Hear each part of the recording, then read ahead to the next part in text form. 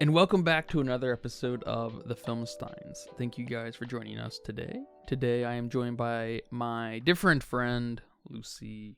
Hello, everyone. And I'm glad you could be here today to discuss this film directed by Aaron Schimberg, his recent 2024 release. He hasn't done much. A Different Man with Sebastian Stan, and I was looking forward to this film. It's very striking visually. It seemed to be a movie that obviously came with a lot of messaging and intent. So I was glad when it popped up on our docket, and I'm happy to report back that it's a fine movie. I didn't like it as much as I thought I might, and I hate to say the reasons why I didn't like it as much as I think I could have. The potential was there, but the execution of the material just didn't hit home with me. Maybe this is the kind of movie you need to rewatch kind of thing. I don't rewatch a lot of films. I like the power of first impressions. Of course, that's a very dangerous place to operate because great things just may not hit, and then you never really know the potential power. There's a lot of David Lynch, I think, in this film, but not in the maybe most obvious sense. And I even see a heap of my favorite Japanese writer, Kobo Abe, with The Boxman, and how Aaron ultimately plays with perspective. But I do love the journey that we take with Edward in his apartment. Ingrid moves in. They have some kind of relationship. Time passes. They reconnect. Ingrid is writing a play. And Edward turned guy gets involved. I like a lot of what happens. And I especially like the evolution of Edward, as anyone probably does who enjoys the film. I guess it's sort of the central piece. But this film does speak to me on a very interesting level. And if it was a better movie through how it was captured, maybe performance, maybe, I'm not sure what I'm hung up on and why this film didn't hit me like I feel like it should have. On paper, I think this is a excellent movie. But before I say too much, I'm very curious how you feel about A Different Man. I'm right there with you. There's something about this movie I didn't like. Because you're right, on paper, it works. It checks all the appropriate boxes. We had great performances. We had a decent plot with a sprinkle of depth. We had good symbolism, intriguing themes. No character development for our protagonist, but that's obviously intentional. We even have this nice meta-narrative with the play of Edward's life being in the film.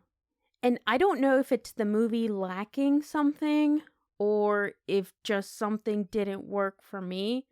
Is it this theme of identity and beauty? Similar to the recent 2024 film, The Substance, there's this commentary on the constructs of beauty.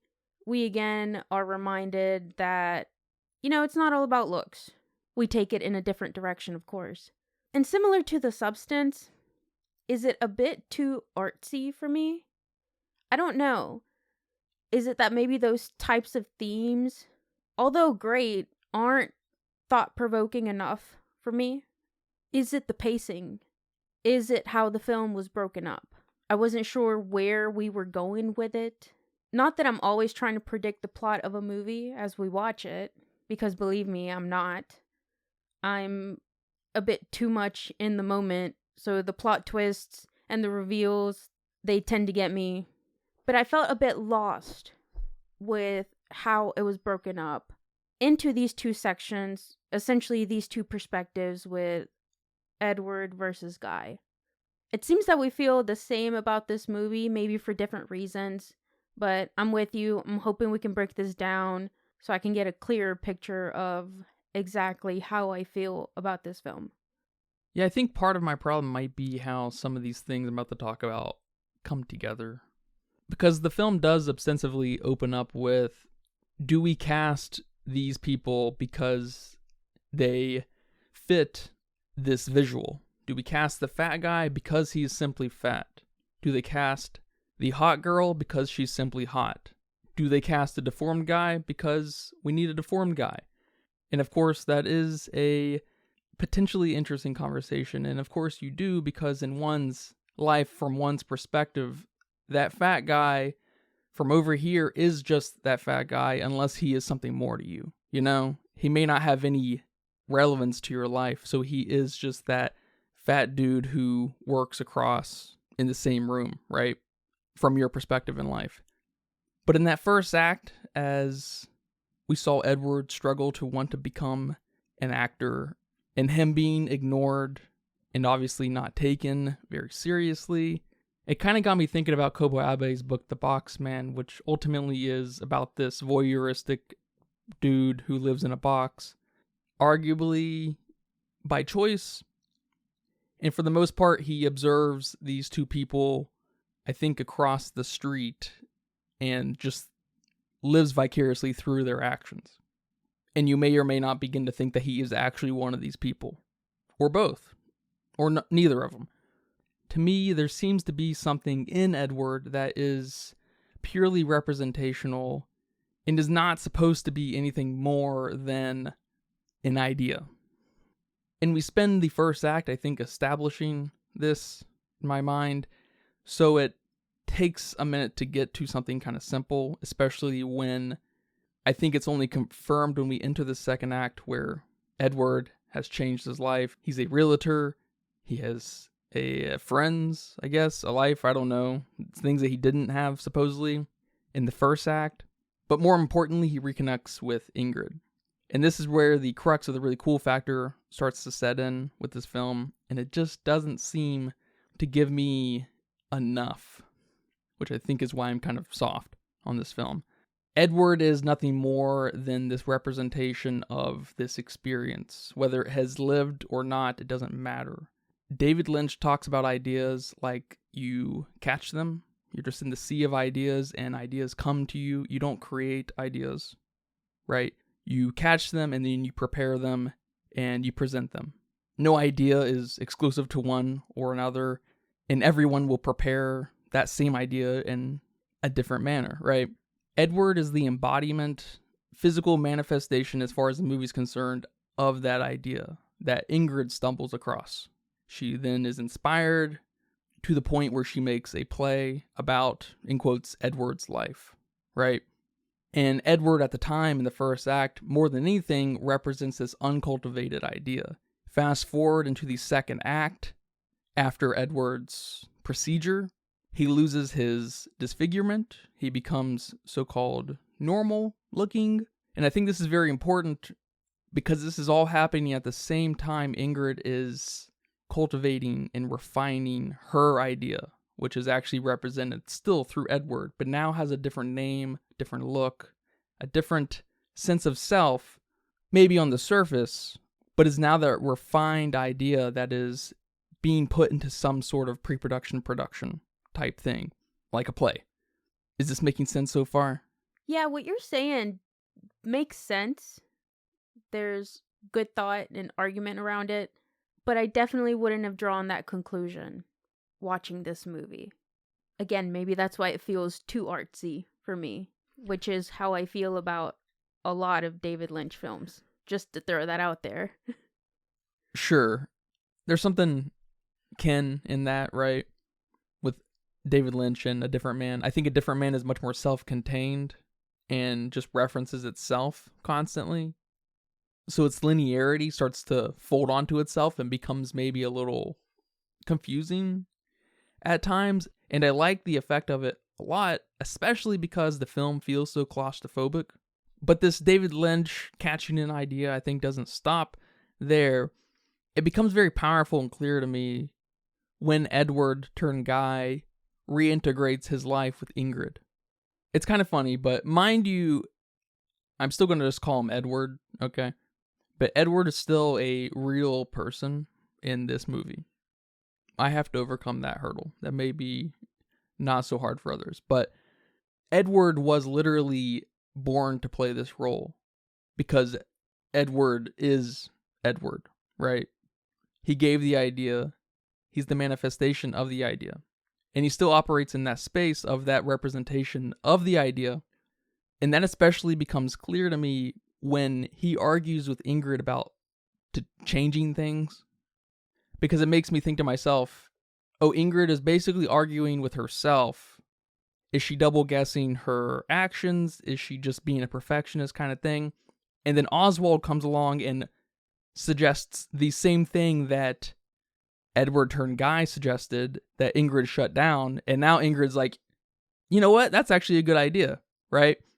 To me, that is just getting some kind of confirmation that you were on the right track to begin with, which was represented through Edward's suggestion earlier that day or whatever. And then the whole rest of the second act is basically the original idea represented through Edward turned Guy having to come to terms with that this idea is bigger than just the original idea now, right? And he's challenging that. He's literally fighting against that at times, right? To the point that the idea of Edward, represented through Edward turned Guy, devolves into the original Edward that we knew from the beginning of the film. He becomes more reclusive, more reserved, more insecure, more untrusting, but then takes a strange turn. I like it, but this may be the start of where I'm just like, I don't know. The representation of the original idea represented through Edward now lives close and eventually lives with Ingrid and Oswald. It makes me think of like the Babadook, where we have to nurture our demons, right? We can't pretend they're not there. And it's only reinforced when the devolved Edward, goes back to his realty place, has that mask on, and is being a fool, that he doesn't represent anything more. And he comes to terms with it at the very last moments of the movie when we're faced with this person who looked like she just went to a funeral or something. And to me, she's obviously representing the death of anything more coming out of it. Because at that same moment, Ingrid and Oswald had announced to Edward that they've moved on, that that's trash, like that can't be anything more than what it was at the time. There's no fight for Edward to fight anymore. The idea lived, it was refined, it was produced, it had an inevitable lifespan, I guess. Yeah, man, that's a lot. For sure. I definitely didn't get that. It almost felt like we didn't even watch the same movie. To me, it was obvious that Edward is Edward throughout the whole film. Just because he doesn't have that deformity on his face, he still acts the same. He still has the same mannerisms. He's still, reclusive and whatnot. And I don't know if it progresses with him getting more jealous or insecure or whatnot, because I don't know the Edward that we got in the first act. We didn't get much of how he interacts with people besides those brief interactions with Ingrid and maybe the neighbors and random people on the streets. Yeah, he just observes, right? We don't get a lot out of him. Yeah, well, what I did get was that he doesn't speak up. Mm-hmm. He doesn't make himself be heard. He doesn't like Ingrid touching his face. And even when he does respond and answer, people don't really care. And I can see now, saying it out loud, how that kind of feeds into your idea that it's almost like people don't even hear him because he's kind of not there. I could see it being justified. He almost might as well not exist. Yeah, because he really does remain, to me at least, static throughout the whole movie. And that kind of gets emphasized a little when, at the very end, Oswald calls him Edward. And no one acknowledges it. No one flinches because he's still the same person. He never grew. He only ever wore a mask. Or the hole in the ceiling, Edward not getting that patched up, representing this terrible outlook on life. And then reintroducing the hole towards the end of the film. That specifically maybe could have been better if we learned that the thing that was causing the hole never got fixed and just created another hole. Like you just patched it up, kind of like him wearing the mask. Yeah, I guess to me that symbolism with the hole in the ceiling was that, yeah, he never does anything about his problems, so they keep getting worse and worse. He's not confident. He's not like Oswald that embraces an issue and confronts it, but that he just remains static. And when the hole gets fixed, it's when he thinks his life changed. His face got fixed. So now he's a new man, so to say. But he's not a new man. And that's why the hole is later introduced again. Because nothing really changed, even though he felt like that's what he needed to change. There's something actually to that I like about Edward and Oswald's relationship. Because as Edward represents this idea and has the perfect representation of who should be casted in this role, of course, Edward is a real person, so he can physically reconnect with Ingrid and try to get casted. He has the mask. But then Oswald comes along, and the physical side of Edward is snuffed out back to just the idea side of Edward. And therefore, the artistic battle Ingrid has to deal with of, well, Oswald doesn't represent Edward in the slightest, except visually. But the idea itself, the grungy, unrefined artist within Ingrid can't stand on some level casting someone like Oswald because he is so unlike Edward. But she's having a hard time negotiating that because Oswald is a great actor and he has the great look for the part. And I think that best comes to the light when Edward crashes the play. I don't know if it's a recital or if it's the actual bona fide play. Because in reality, this is Ingrid's former self fighting her current self of, this isn't good enough. This isn't perfect. Oswald doesn't understand the pain of Edward.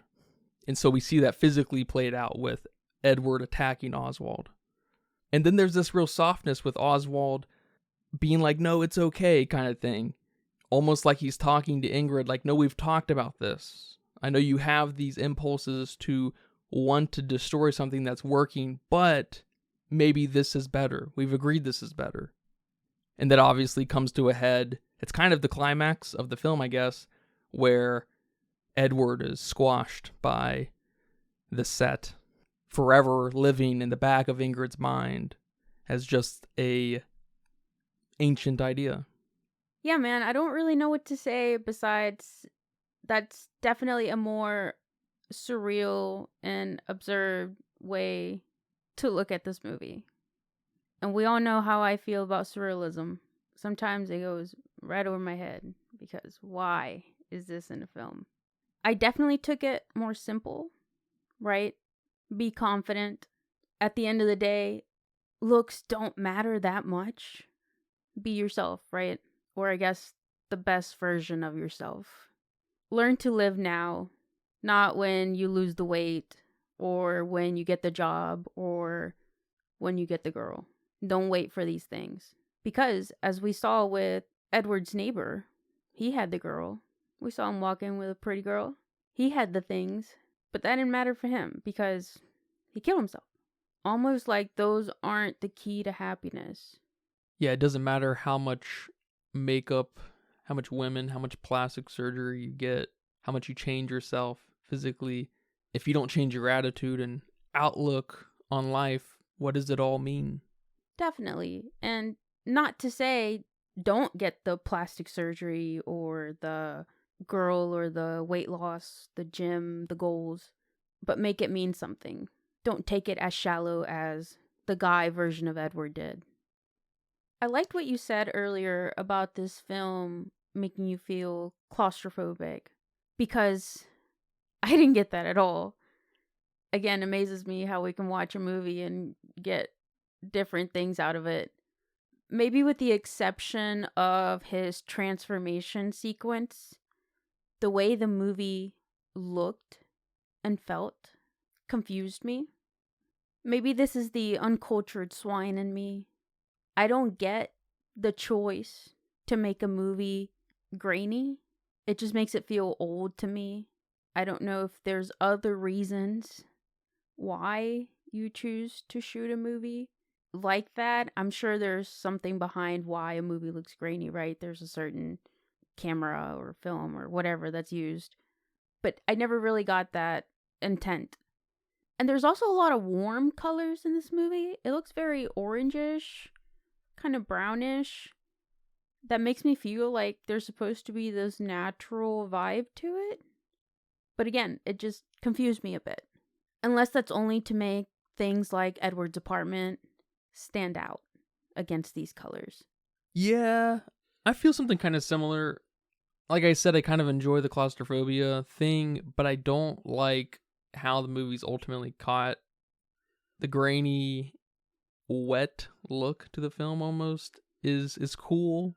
To what end, I'm not sure. I don't know if it matters to me all that much most of the time. Because I think one thing that maybe sort of bothered me was the film took maybe too of a subjective perspective from Edward, literally, outside of my idea of him representing an idea. I don't know how to communicate that with a camera. Obviously, you can have maybe a little bit of a voyeuristic perspective, have the focus a little obscured by whatever in the room kind of thing. That gives a different vibe, obviously, so you gotta, play around with that. But you're making me think of the first thing that I would change about this film is that transformation part where we cut back and forth between this distorted reflection of Edward peeling off his face to him peeling off his face. Mm-hmm. And man, I wish we, when we entered that sequence, he's noticing his skin peel off. And then the first time we go over to that distorted reflection of him, we just stay on it for 1.5, 2 minutes, or however long that section is. And we never see Edward in that sequence without his disfigurement. What do you mean we'd never see him without his disfigurement? Like Guy? Yeah, Guy in that first act. I think I would have liked to see in that reflection he peeled off, and then we transition somehow into the guy at the realty office. Gotcha. And we're not even sure that's him, at that moment. Yeah. But of course, we have a couple of sequences after him peeling off his face with the landlord guy or the maintenance dude takes care of the building or whatever, and the doctor never goes anywhere with that, right? Yeah, we see them at a bar. Yeah. And then he gets a blowjob from a lady. That's right. Which is kind of funny because those sequences, especially the one where he goes to the bar and he's hanging out with those bros and he gets the blowjob, you should almost feel good for him, but they don't really make a lot of sense, I feel like. Mm-hmm. Especially how I'm viewing this movie, especially, man. I'm just like, it's so odd to include something like that. Like there's some kind of melodrama thing for Edward to learn from. He doesn't learn anything. It's very clear from the first 5 minutes that this character is not going to learn a damn thing. Right. It's not like we just spent 30 minutes getting to know Edward, and what he really wants is to hang out at a bar and cheer with some friends and get a blowjob. I get that. Because before his face starts peeling off, it's probably my favorite sequence in this film. When he's walking down the street, he's feeling very disoriented. There's alarms going off. The score is like super chaotic. Some random guy's trying to talk to him, but he's in pain. Something is obviously happening. He's not peeling yet, so we don't quite know what's happening, but we know he's had these treatments, so we can put 2 and 2 together. And then in the next shot, well, I guess then he goes to the bar and throws up. But then in the next shot, he's in bed screaming. And that's when I start feeling something for this guy. There's blood. We don't know what's going to happen yet.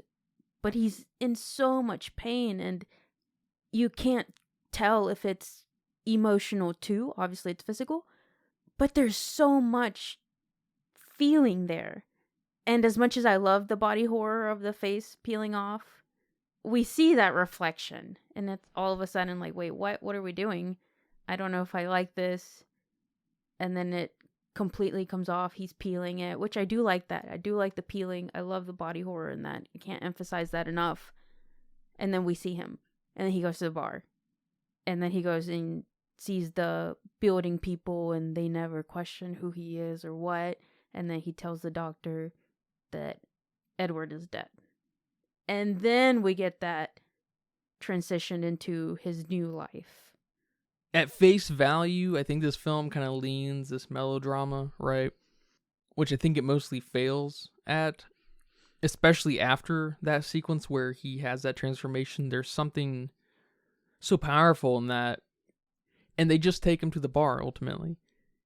And there's something beautiful and mundane in that this man felt so uncomfortable that he couldn't go to the bar where anyone should be welcome, I guess. Yeah, we saw that quick pan to those goth, weird-looking people, and they were definitely enjoying themselves. Yeah. And I guess that section just feels out of place because I guess it's never echoed, for one, structurally. But when we are reintroduced to Guy, Edward turned Guy, it's very clear that he's the same person, right? We have this time skip, and it's just, What did Edward turned Guy learn in this time? It totally deflates the message at the end when Oswald tells him, "You haven't changed a bit, have you?" Yeah, you'd think you'd almost want to, at times, let the audience interpret whether Edward has changed, but they make it very clear that he hasn't. Mm-hmm. So it's a little, from a character perspective, it does kind of fail in that way, doesn't it? Yeah, it's definitely odd. It's an odd choice. Which is funny because I guess then what was the point?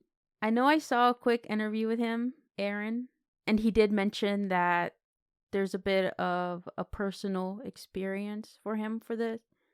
A personal experience for him in this film.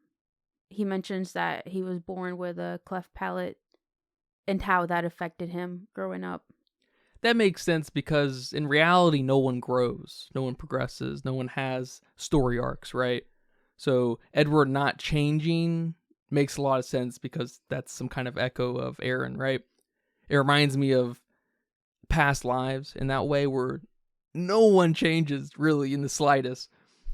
You're saying in real life, humans don't progress? Not in a cinematic way where we have these contained arcs of beginning and ends. Oh, maybe not so smoothly, no. Maybe then I just feel like I'm the main character in my movie because that's what's wrong with you. That's what's wrong with me. You have that main character energy. I do. Oh man, get rid of that. I need to get rid of that. You need to meditate more. Meditate more. And this movie does give that kind of personal experience vibe. Sure. You have this problem, you meet someone else with this same problem, and they're just way better off. Like that, what does that do to you? You know, especially when it's a dramatic so-called problem, when you have, what is it called, neurofibromatosis or whatever? When it's something so dramatic and visual, and you hate yourself because of it and because of what you think it's caused your life, and then you see someone who's just on top of the world who has the same thing. It's like, oh, I can only imagine.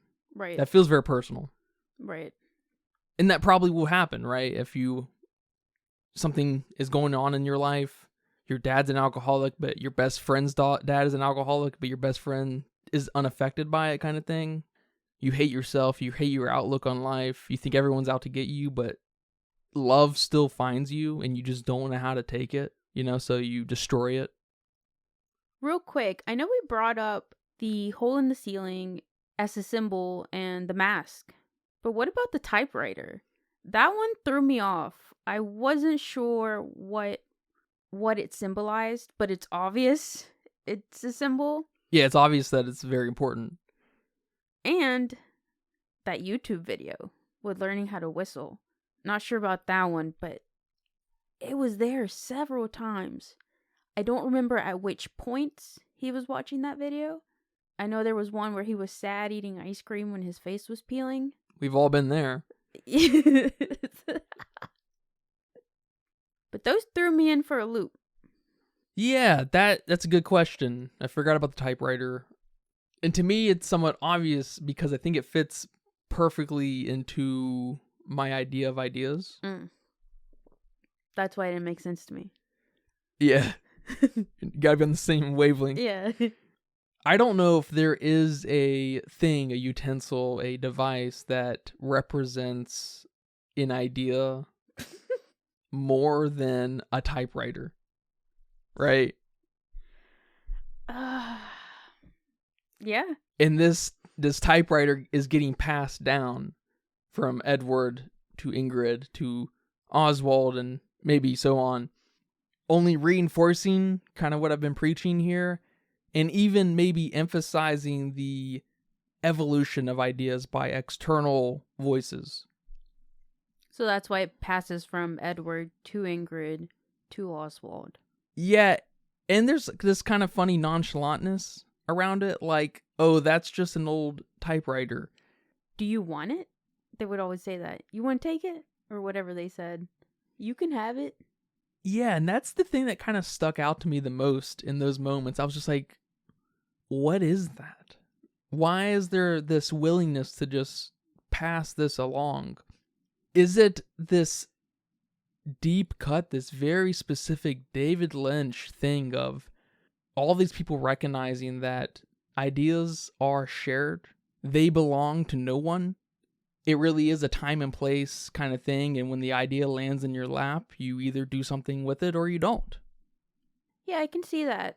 Especially since when we're first introduced to the typewriter, and I don't remember what it said, but Edward had typed something out that later Ingrid put that in her play. Something about the horrors when people see his face. I don't know what it was. But she took what he wrote, made it more of a complete thought, and stuck it in her play.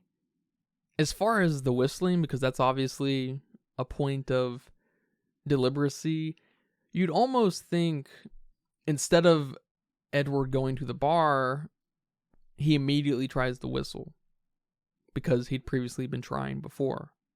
And maybe he even whistles a little bit. I'm not sure, because that would maybe contradict the Edward doesn't change thing, right?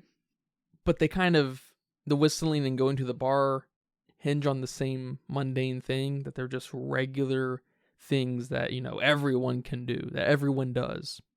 But I think there's something a little lost there as far as what it means to the characters and stuff. I think there's just a little bit of a contradiction, or maybe a misbalanced equation of what we're trying to get across here. All right, man. Well, thank you for watching A Different Man with me. I was looking forward to that. And thank you for talking about it here today. You're welcome. Do you have a budget guess? I'm going 15 mil. It's an A24 film. It gives me artsy vibes. Like I said, it gives me the Substance vibes.